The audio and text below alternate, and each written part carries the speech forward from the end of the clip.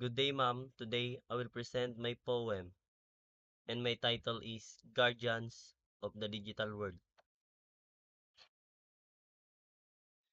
In wires in waves, our secrets flow, where countless eyes may seek to know. A shield we raise, both strong and true, to guard the data that we hold anew. For every click, a trace remains, a hidden mark in digital chains. Each photo shared, each world we send. Live one, lives online when no true end. Passwords, firewalls, lock unsent. Keep safe the space where we've been. For trust is built where safety lies. And freedom lives when privacy thrives.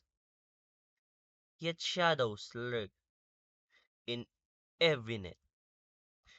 A risk we must not soon forget. Awareness, care, and wise defense.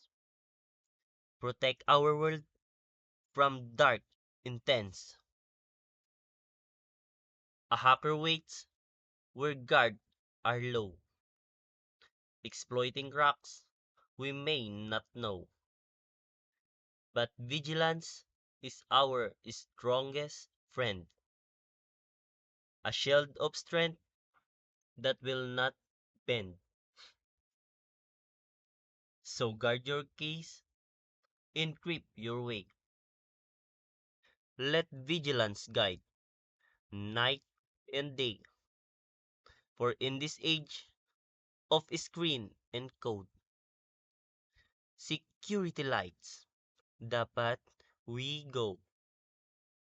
Together we stand, connected yet far, linked by networks, by screen, by stars. But safety first must be our creed. To guard our throats, our life, our need. For privacy is not just a word. It's the right to choose what will we be heard. And security, both firm and bright. Keep our tomorrow safe each night. So when you log in, pause, beware. Think of the risk that linger there. Protect your world, protect it right, and keep your future ever bright. So yun lang po ma'am. Thank you po and have a nice day.